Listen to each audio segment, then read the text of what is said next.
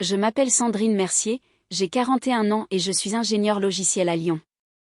J'ai toujours été le pilier de la famille, la sœur qui répond présent, qui paie les factures et qui ne se plaint jamais, tandis que ma sœur cadette, Élodie, a toujours été celle à qui l'on offre tout sur un plateau.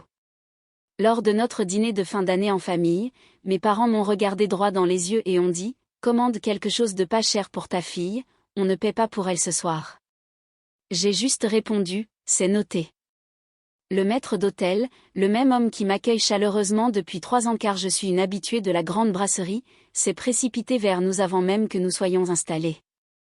Il a souri largement et a dit « Bonsoir, Madame Mercier, quel plaisir de vous revoir. Voulez-vous votre table habituelle ce soir ?» Puis il m'a tendu la carte prestige en premier, juste devant tout le monde. Mes parents se sont figés une seconde, les yeux écarquillés, et Élodie a froncé les sourcils comme si elle essayait de comprendre pourquoi le personnel me connaissait si bien et me traitait comme une personne importante. Ma fille Chloé était assise là, regardant silencieusement le menu qu'elle n'avait pas le droit de toucher, tandis que les 3 enfants de ma sœur s'apprêtaient à commander les plateaux de fruits de mer les plus chers de la liste, avec des feux de Bengale sur leur dessert. J'ai regardé le petit visage de Chloé et j'ai senti quelque chose se briser enfin en moi. Si vous avez déjà été celui qui donne toujours mais ne reçoit jamais, ou si vous avez déjà vu votre propre enfant être traité comme s'il ne comptait pas, laissez un commentaire ci-dessous et partagez votre histoire, je lis chacune d'entre elles. Et si vous voulez plus d'histoires de famille réelles comme celle-ci, aimez la vidéo et abonnez-vous pour ne pas manquer la prochaine. Revenons à la façon dont tout a commencé. En grandissant, j'étais toujours l'enfant qui suivait les règles, j'étudiais dur, j'avais les félicitations du conseil de classe et je cumulais 2 petits boulots au lycée juste pour économiser pour mes études supérieures. Ma sœur Élodie, de 3 ans ma cadette, vivait selon des attentes différentes. Quand elle a eu 16 ans, elle a encastré le 4x4 tout neuf de papa dans un arbre et, au lieu d'être punie, elle a eu une voiture de remplacement, un modèle plus récent et plus cher, en quelques jours. Maman et papa m'ont dit que je devrais être reconnaissante d'avoir une vieille berline fiable qui roulait encore. Élodie a abandonné la fac au milieu de sa 3e année pour se trouver, alors mes parents lui ont financé un voyage de 6 mois en Europe, avec argent de poche et billets d'avion inclus. J'ai terminé mon diplôme d'ingénieur en 5 ans, en le payant grâce à des bourses et des gardes de nuit dans un centre d'assistance technique. Je leur ai envoyé une invitation pour ma cérémonie de remise de diplôme, mais ils étaient déjà à Barcelone pour rendre visite à Élodie et ont dit qu'ils ne pouvaient pas venir. J'ai traversé l'estrade seule, souriant pour la photo, alors que mon siège dans le public restait vide. Après mes études, j'ai décroché un emploi stable à Lyon. Élodie est revenue vivre à la maison, travaillait à temps partiel dans une boutique et dépensait la majeure partie de son salaire en vêtements et en journées au spa. Chaque fois qu'elle était à court, maman et papa couvraient la différence. J'ai commencé à aider aussi. Quand le toit de papa a eu besoin d'être remplacé après une tempête, je leur ai viré la somme totale, 8 000 €, sans qu'on me le demande. Quand la voiture d'Élodie a été saisie, je lui ai acheté un nouveau SUV pour qu'elle puisse aller travailler. Quand elle a eu son premier bébé, j'ai payé l'apport pour une maison plus grande.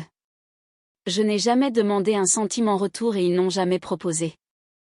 Je gardais une trace de tout dans un tableau Excel, juste pour mes propres dossiers, la taxe foncière quand l'entreprise de papa ralentissait, les dettes de carte de crédit quand maman voulait une nouvelle cuisine, les mensualités de voiture d'Élodie quand elle était entre 2 emplois, les frais dentaires d'urgence, un acompte de dernière minute pour une croisière pour l'anniversaire de maman et papa, et même les frais de scolarité de l'école privée des enfants.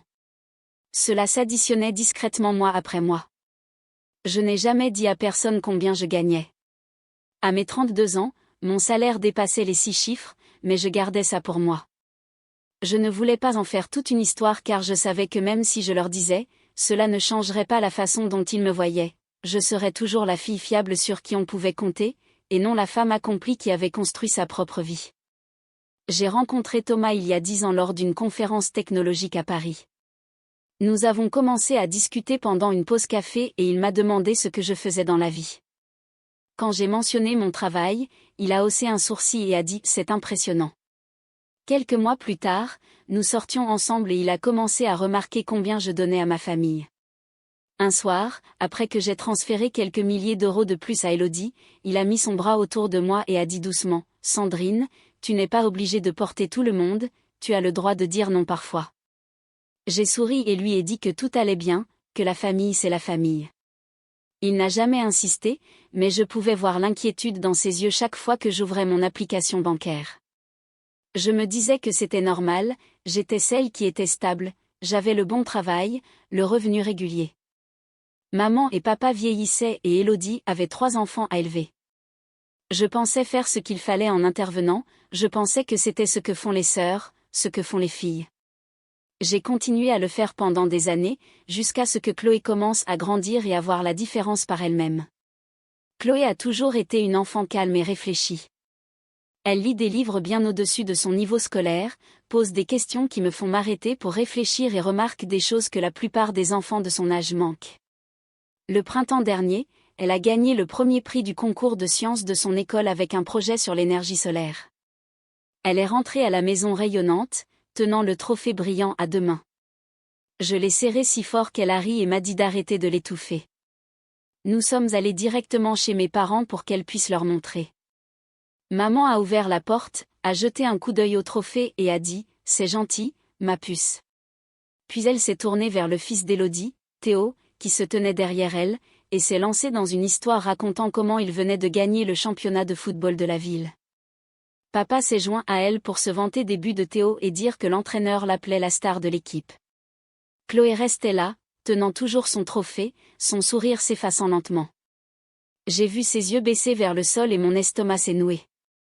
Quelques mois plus tard, Chloé a eu son premier récital de violon. Elle avait répété tous les jours après l'école pendant 3 mois. Thomas et moi étions assis au premier rang, filmant avec nos téléphones, fiers comme tout. Quand j'ai regardé le public, les sièges que j'avais réservés pour maman et papa étaient vides. Je leur ai envoyé un SMS, pensant qu'ils étaient peut-être en retard. Aucune réponse. Le récital s'est terminé et Chloé est descendue de scène en les cherchant du regard. Elle m'a demandé doucement, où sont papy et mamie ? Je lui ai dit qu'ils avaient dû être coincés dans les embouteillages. Elle a hoché la tête, mais je voyais bien qu'elle n'y croyait pas. Le week-end suivant, nous sommes allés au match de baseball de Lucas.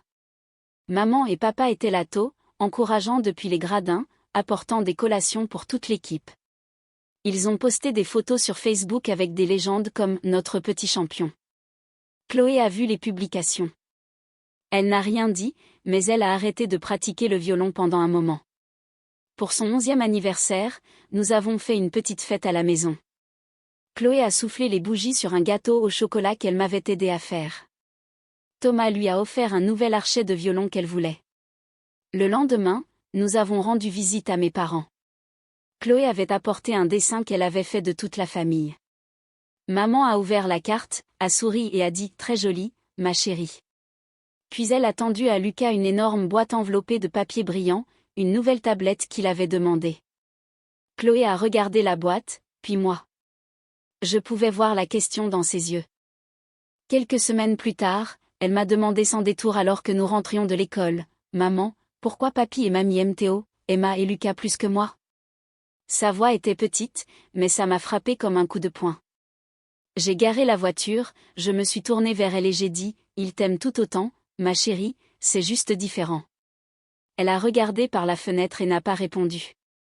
Ce soir-là, après qu'elle se soit couchée, je me suis assise dans le couloir devant sa chambre, la tête dans les mains. J'ai pleuré comme je n'avais pas pleuré depuis mes 10 ans, quand j'avais réalisé que mes parents ne viendraient jamais à mes événements scolaires. J'avais passé toute ma vie à avaler l'injustice, me disant que cela n'avait pas d'importance, que j'étais assez forte pour le gérer. Mais voir cela arriver à Chloé, ma fille brillante, gentille et merveilleuse, était insupportable. Elle entrait dans le même schéma douloureux que j'avais tant lutté pour fuir, et je ne savais pas comment l'arrêter. Nous sommes arrivés à la grande brasserie vers 19h ce soir-là.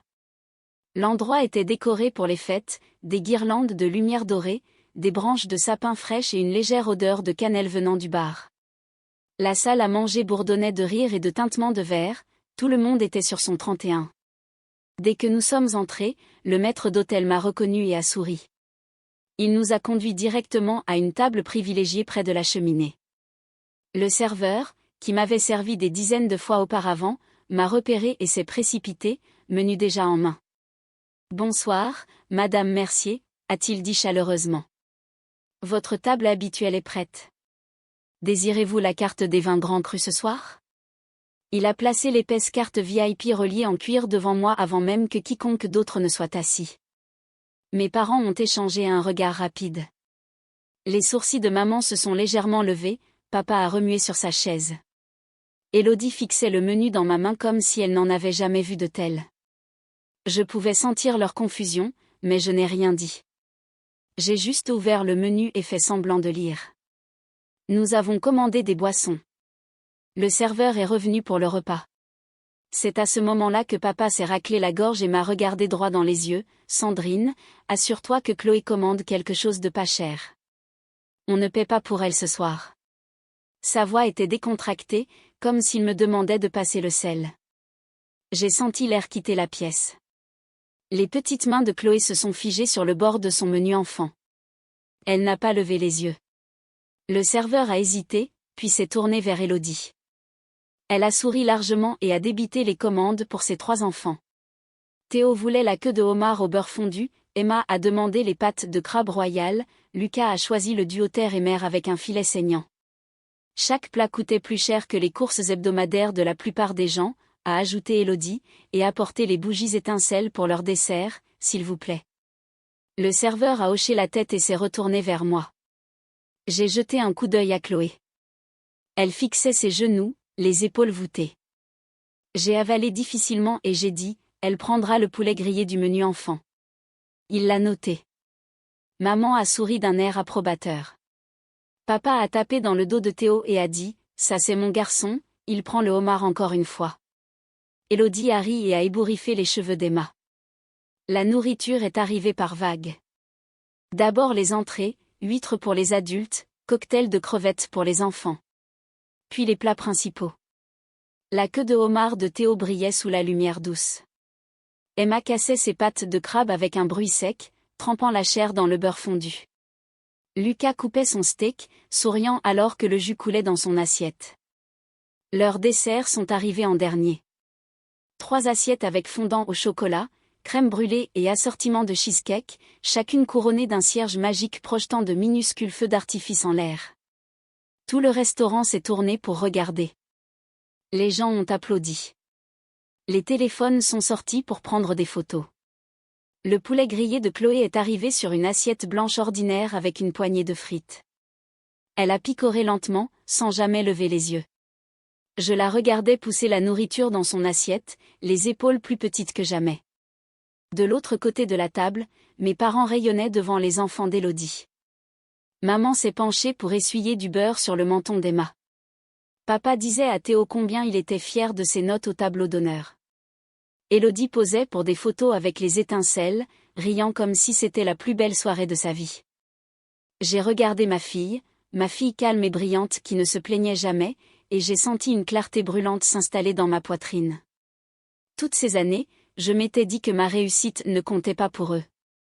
Je m'étais convaincue qu'être celle qui payait les factures suffisait.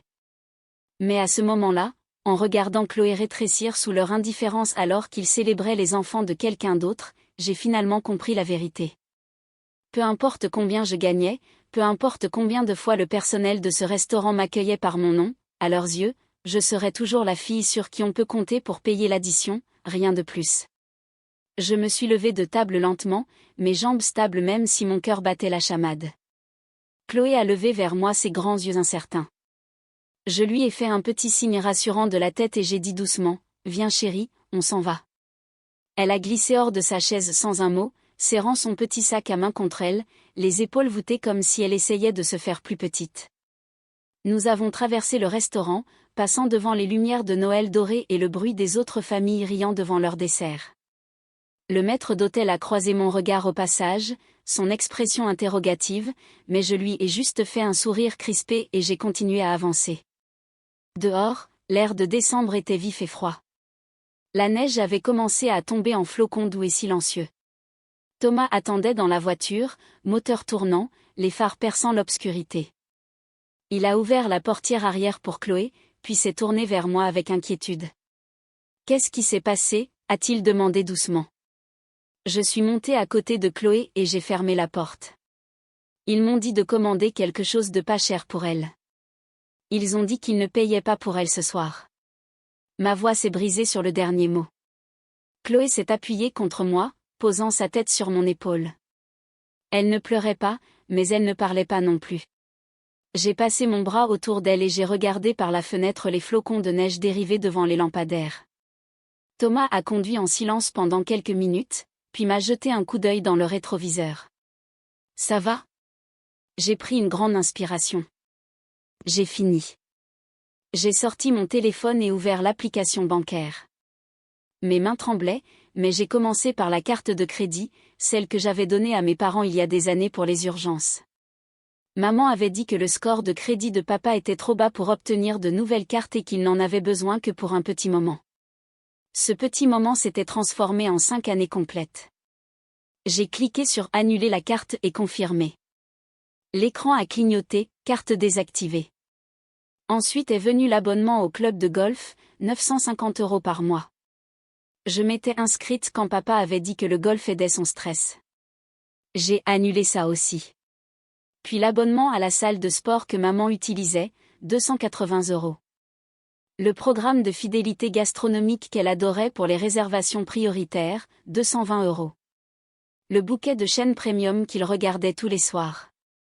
L'Internet au débit dont il jurait ne pas pouvoir se passer. Un par un, j'ai annulé chaque paiement automatique que je faisais en leur nom. J'ai ouvert le tableau Excel que je tenais depuis des années au cas où. J'ai fait défiler les lignes, taxes foncières, réparation de toiture, paiement de voiture d'Élodie, frais de scolarité maternelle pour les petits-enfants, soins dentaires d'urgence, un acompte de croisière pour l'anniversaire de maman et papa. Chaque ligne avait une date et un montant. Le total en bas me fixait, plus de 130 000 € sur 5 ans. De l'argent que j'avais gagné grâce à de longues nuits au bureau, des week-ends passés à coder, des promotions pour lesquelles je m'étais battue. De l'argent que je ne leur avais jamais demandé de rembourser. Thomas m'a regardé à nouveau. Tu le fais vraiment ? Je dois le faire, ai-je dit. Ils ont dit qu'ils ne couvraient pas Chloé ce soir, alors ils peuvent se couvrir eux-mêmes à partir de maintenant. Nous sommes arrivés dans notre allée. Chloé s'était endormie contre moi. Thomas l'a portée à l'intérieur pendant que je restais dans la voiture un moment, fixant l'écran. Le dernier paiement que j'ai annulé était celui de leur service d'entretien de jardin. J'avais commencé à le payer quand papa s'était blessé au dos et ne pouvait plus tondre. C'était il y a 3 ans. J'ai cliqué sur annuler et j'ai senti le poids s'alléger juste un peu. À l'intérieur, Thomas avait déjà bordé Chloé dans son lit. Il est revenu dans le salon et s'est assis à côté de moi sur le canapé. « Tu as fait ce qu'il fallait ?» a-t-il dit doucement. J'ai posé ma tête sur son épaule. « Je sais, mais ça fait quand même mal. » Il a embrassé le sommet de ma tête. « C'est normal. C'est comme ça que tu sais que c'est réel. » J'ai fermé les yeux et laissé le silence s'installer sur nous. Pour la première fois depuis des années, j'ai senti quelque chose changer en moi. Pas de la colère, pas encore du soulagement, juste la certitude tranquille que je choisissais enfin ma fille et moi-même plutôt que le rôle que j'avais joué si longtemps. Les messages ont commencé à affluer. Dès le lendemain matin, mon téléphone n'arrêtait pas de vibrer sur le comptoir de la cuisine pendant que je préparais le petit déjeuner pour Chloé. D'abord c'était maman, Sandrine, qu'est-ce qui se passe ? Ma carte a été refusée à l'épicerie. Appelle-moi tout de suite. Puis papa, le club de golf a appelé.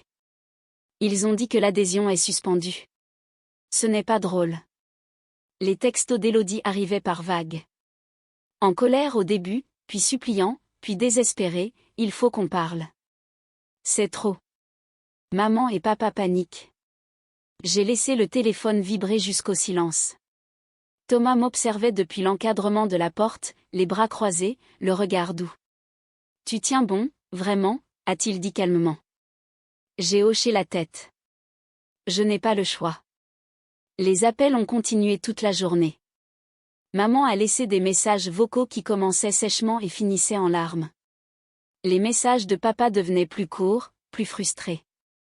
Élodie a essayé différents numéros quand je ne répondais pas, chacun plus doux que le précédent.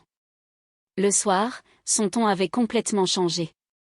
Le dernier message disait « Je suis désolée. Est-ce qu'on peut se voir demain? Juste toi et moi, s'il te plaît. J'ai accepté de la rencontrer dans un petit café près de mon bureau le lendemain après-midi. J'ai apporté le dossier que je gardais depuis des années, épais de relevés bancaires, de reçus et du tableau Excel qui comptabilisait chaque euro que j'avais envoyé. Les pages étaient usées d'avoir été tant manipulées. Élodie était déjà là quand je suis arrivée. Elle était assise à une table dans un coin, les mains serrées autour d'un gobelet en carton, les yeux rouges et bouffis. Elle n'a pas souri quand je me suis assise. Elle avait juste l'air petite et fatiguée. Merci d'être venue, a-t-elle dit d'une voix tremblante. J'ai posé le dossier sur la table et l'ai ouvert sans un mot. Tu voulais parler, alors parlons. Elle a fixé les pages un long moment. Je sais que tu es fâchée pour le dîner, mais tout annulé. Maman et papa perdent la tête. Ils ne peuvent même plus réserver dans leur restaurant préféré. Les copains de golf de papa posent des questions. C'est humiliant pour eux. Je n'ai pas répondu tout de suite. J'ai juste glissé la feuille de résumé vers elle. Le total en bas la fixait, 130 000 € sur 5 ans. Le visage d'Élodie est devenu pâle. Elle a feuilleté les pages lentement. Taxes foncières, réparation de toiture, paiement de voiture d'Élodie, frais de scolarité des petits-enfants, soins dentaires d'urgence, l'acompte de la croisière. Chaque ligne avait une date et un montant. Elle a levé les yeux vers moi, ébahie. Je ne réalisais pas que c'était autant. J'ai gardé ma voix stable. Vous n'avez jamais demandé. Elle a avalé difficilement. Je pensais que c'était juste des petites choses. Maman disait toujours que tu étais contente d'aider. Je l'étais, ai-je dit, jusqu'à ce que je ne le sois plus. Les mains d'Élodie tremblaient en refermant le dossier. Sandrine, je suis désolée. Je ne voulais pas que ça en arrive là. C'est juste que, je n'y ai jamais pensé de ton point de vue. Tu as toujours été la forte. On a tous supposé que tu pouvais gérer. Je me suis adossée à ma chaise.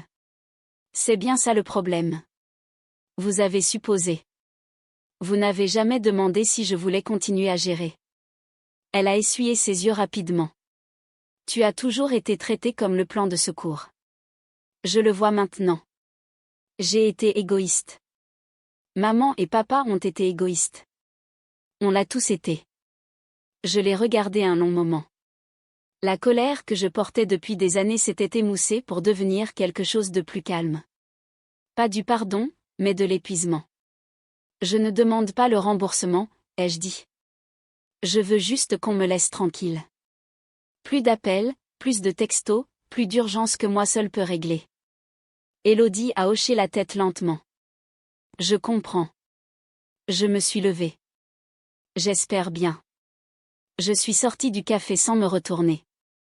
L'air froid de décembre semblait plus pur qu'il ne l'avait été depuis des années. Je suis montée dans ma voiture et j'ai conduit jusque chez moi, vers ma fille et mon mari, sachant que j'avais enfin tracé la ligne que j'aurais dû tracer il y a longtemps. J'ai bloqué leur numéro le soir même. D'abord maman, puis papa, puis Élodie. Mon téléphone est devenu silencieux pour la première fois depuis des années. Le silence semblait étrange, presque lourd, mais je ne suis pas revenue en arrière. Les semaines suivantes ont été un flou de notifications des services que j'avais annulés. Le club de golf a envoyé une lettre à papa expliquant que son adhésion avait été résiliée pour non-paiement. La salle de sport a envoyé un email à maman disant que sa carte d'accès avait été désactivée. Le programme de fidélité a envoyé une facture finale pour le solde impayé. Le fournisseur d'accès Internet a programmé un technicien pour couper la ligne. Chaque message arrivait comme un petit écho de la décision que j'avais prise. Maman et papa vivaient au-dessus de leurs moyens depuis plus longtemps qu'ils ne l'admettaient. J'avais commencé à couvrir leurs paiements hypothécaires 2 ans plus tôt quand papa avait perdu son emploi pendant 6 mois.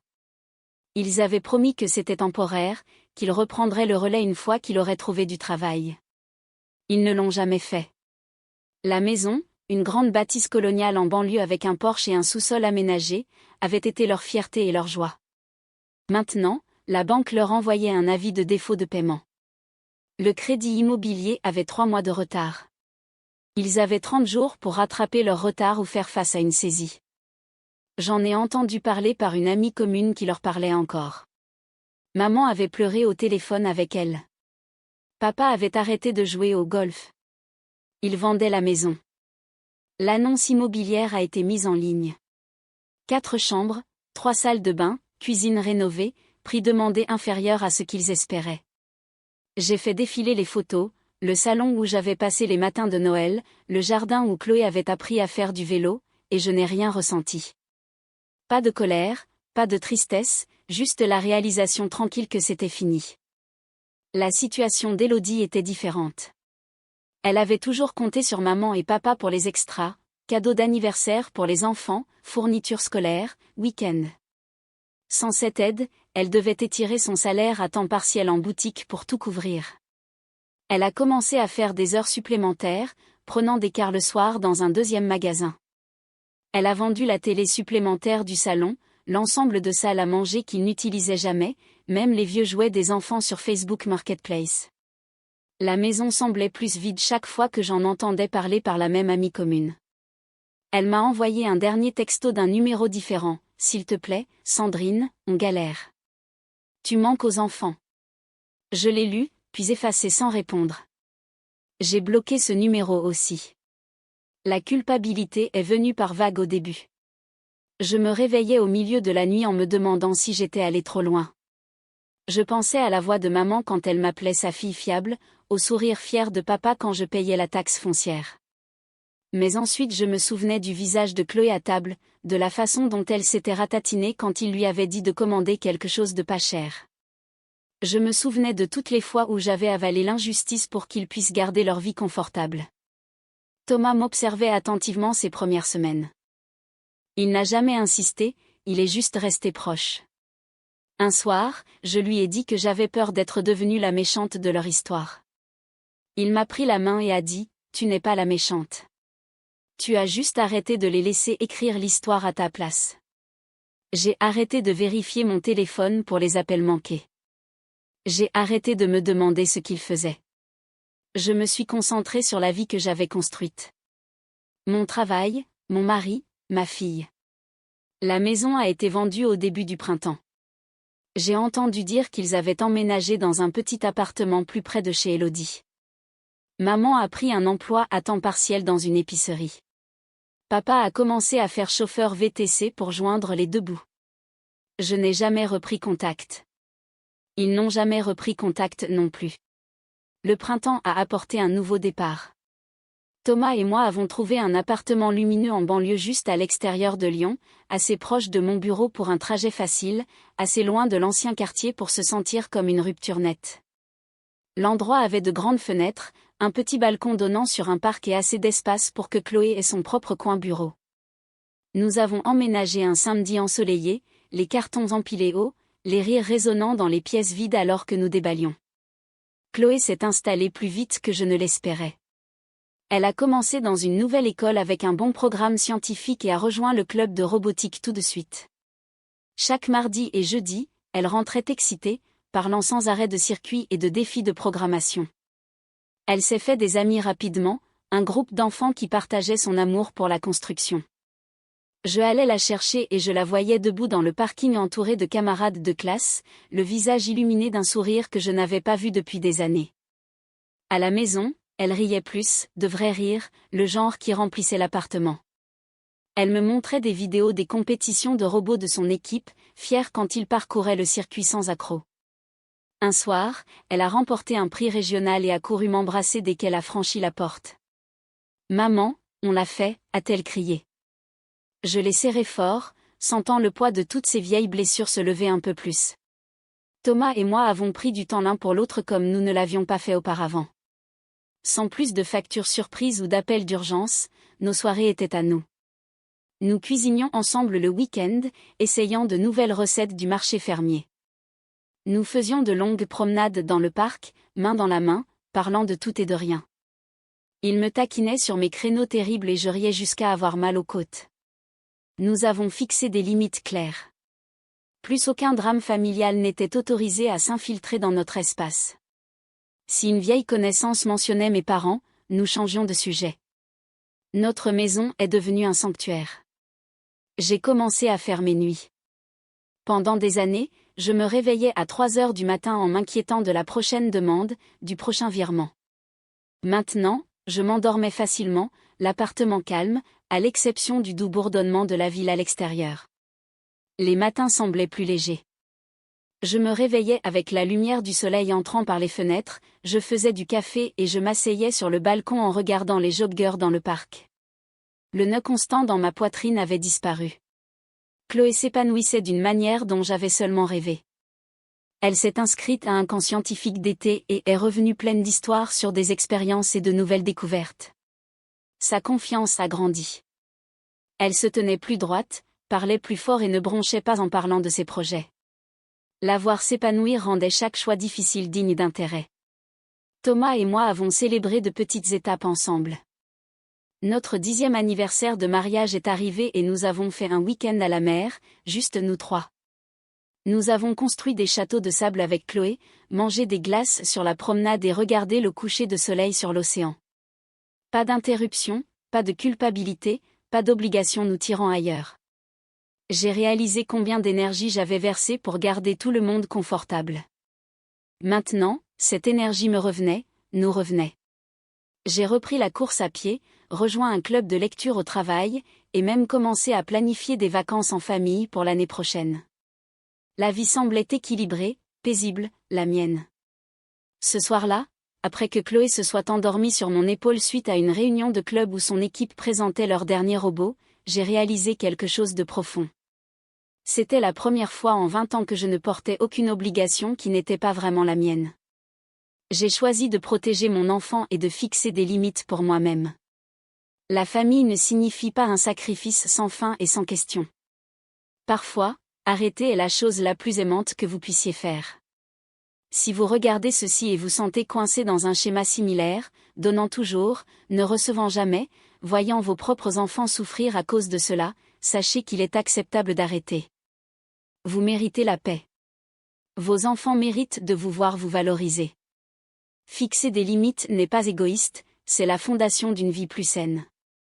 Merci d'avoir écouté mon histoire. Ce n'était pas facile à partager, mais si cela aide ne serait-ce qu'une personne à trouver le courage de se choisir elle-même, cela en vaut la peine.